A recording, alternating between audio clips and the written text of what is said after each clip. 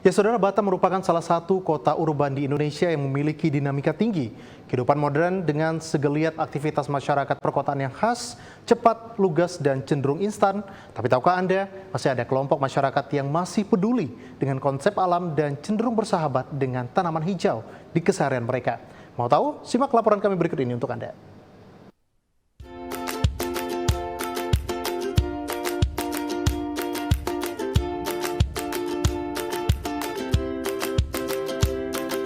Berawal dari pengusaha tanaman landscape, kemudian merambah ke bisnis kuliner.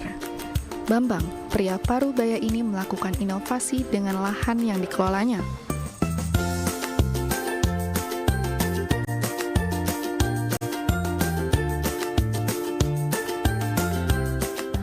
Konsep kafe ini sendiri terinspirasi dari usaha tanaman landscape yang telah digelutinya selama kurang lebih 17 tahun. Kini, bersama anaknya, Danu, kafe yang berada di tengah-tengah perkotaan ini berhasil disulap mereka menjadi kafe dengan kebun asri dan menyatu dengan alam.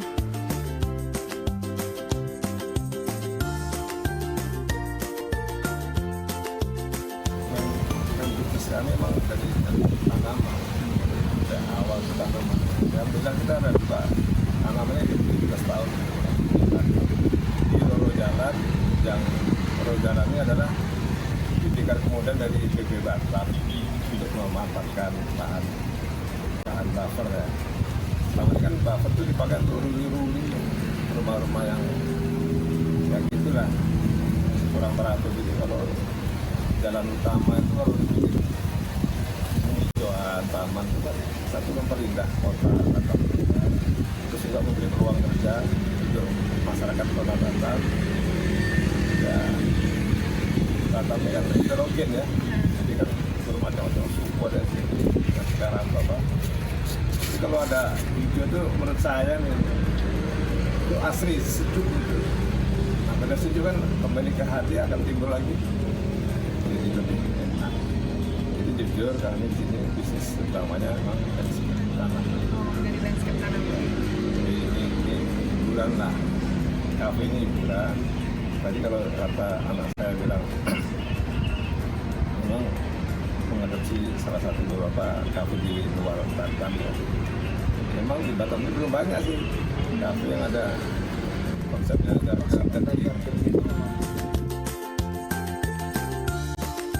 Tidak hanya menyuguhkan minuman dan makanan, usaha kafe milik ayah dan anak ini menyajikan berbagai jenis tanaman, mulai dari pohon kaki gajah hingga bunga melati.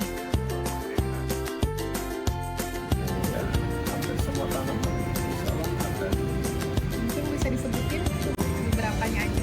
Beberapanya aja Mbak ya? Iya. Pohon kaki gajah, yang besar ini pohon kaki gajah atau namanya rubab.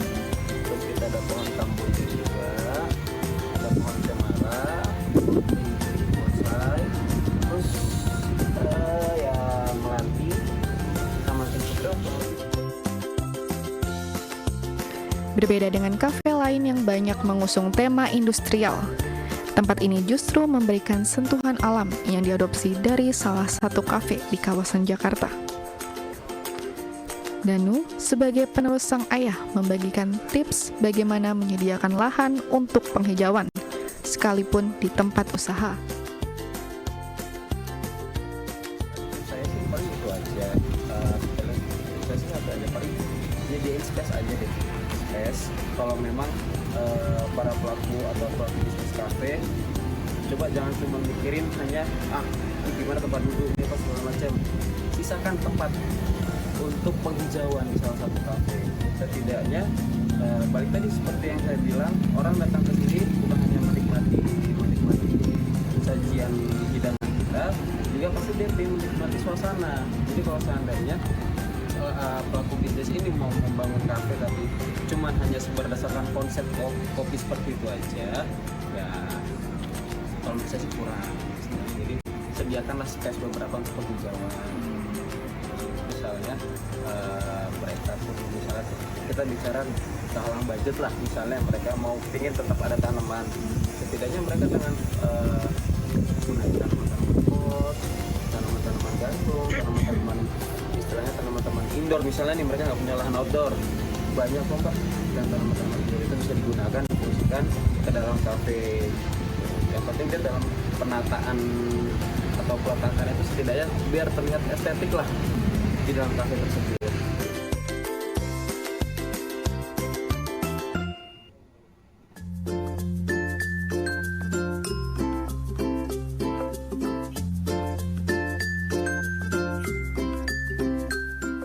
Lain dengan Bambang dan Danu yang memanfaatkan lahan kafe miliknya dengan menata berbagai jenis tanaman landscape.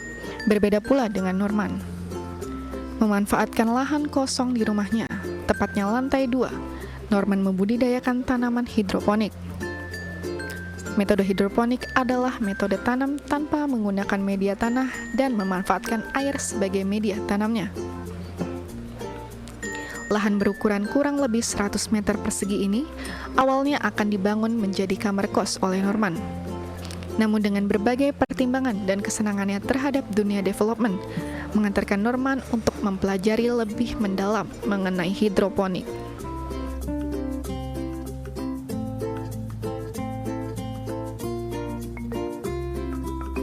Tempat ini dengan desain untuk tempat kos. Tapi saya pikir-pikir kalau tempat kos itu kita akan ngurusin manusia ya, terima sewa dari berbagai jenis karakter, relatif lebih sulit. Saya browsing di internet. Nah, kebetulan saya suka yang developing, mengembangkan sesuatu itu saya suka.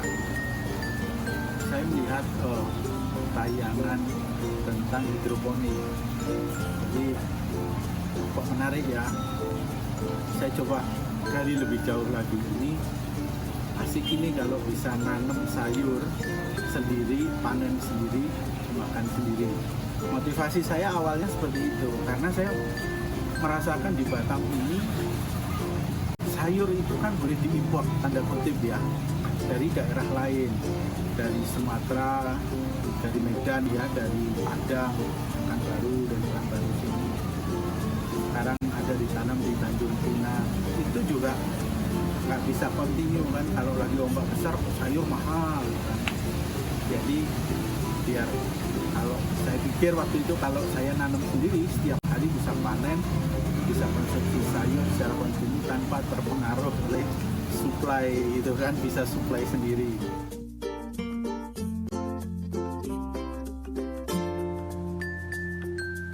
Kegiatan sampingan yang dilakukannya sejak 2015 silam lalu itu melalui proses awal yang cukup panjang hingga berbulan-bulan lamanya.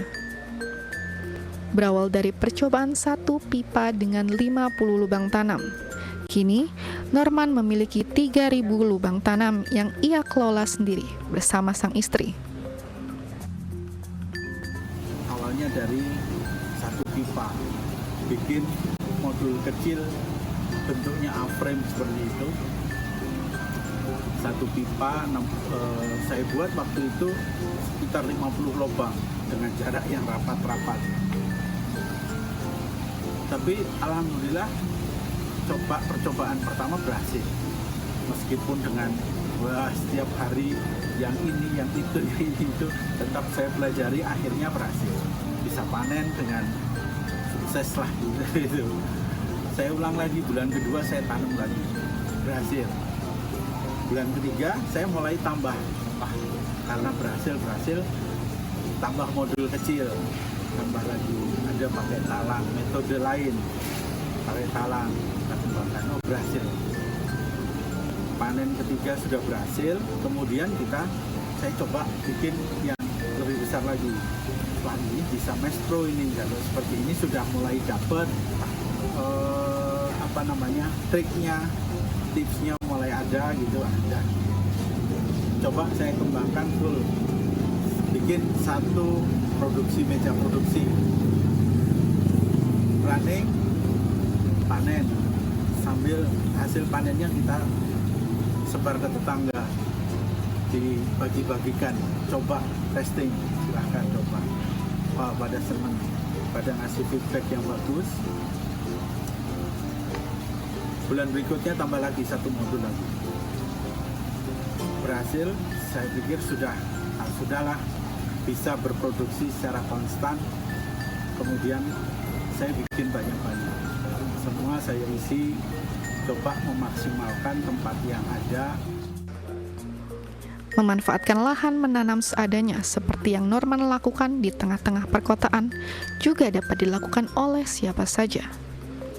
Disiplin dan komitmen merupakan kunci bagi Norman untuk membangun sebuah budidaya hidroponik. Tidak pernah ada ruginya kalau kita mau menanam tanaman yang untuk konsumsi seperti ini, karena kita bisa memanen hasil untuk kebutuhan kita sendiri. 1, kedua, dekat. Kita bisa panen sesuai dengan kebutuhan. Tidak harus beli 1 kilo yang dimakan setengah kilo. Kita butuh 200 gram, ambil saja 200 gram. 1 net pot atau 2 net pot cukup. Sesuai dengan kebutuhan. Yang lain masih bisa tetap hidup untuk panen berikutnya, untuk panen besok. Tuh. Kemudian yang perlu dipunyai ketika kita memiliki tanaman seperti ini adalah disiplin. Jadi komitmen, atau kalau bahasa sekarangnya istiqomah. Jadi kita tanam, kita harus merawat tanaman itu adalah kayak merawat benda hidup kan. Jadi kita harus selalu perhatikan tanaman itu butuh apa, kemudian kapan kita harus menyayang dia, tanda kutip menyayang dalam arti kita kontrol, kemudian kita ambil daun yang menguning, kita siram, kadang kalau butuh disiram atas untuk menghilangkan debu, kita siram. Kita melakukan itu, insya Allah akan mendapatkan hasil yang lebih baik. Masalah lingkungan perkotaan yang kian hari kian kompleks dan memprihatinkan menimbulkan kesadaran baru bagi sebagian masyarakat di Batam untuk lebih dekat dengan alam dan lingkungan yang hijau. Seperti yang dilakukan oleh ayah anak, Bambang dan Danu, serta Norman, pria 40 tahunan yang sehari-hari berprofesi sebagai IT developer ini. Mereka sama-sama memanfaatkan lahan di sekitar lingkungan mereka untuk dimanfaatkan menjadi lebih hijau. Meski berbeda jenis tanaman, namun ini merupakan salah satu bentuk fenomena dalam masyarakat saat ini. Beberapa kelompok masyarakat cenderung punya keinginan untuk kembali ke alam.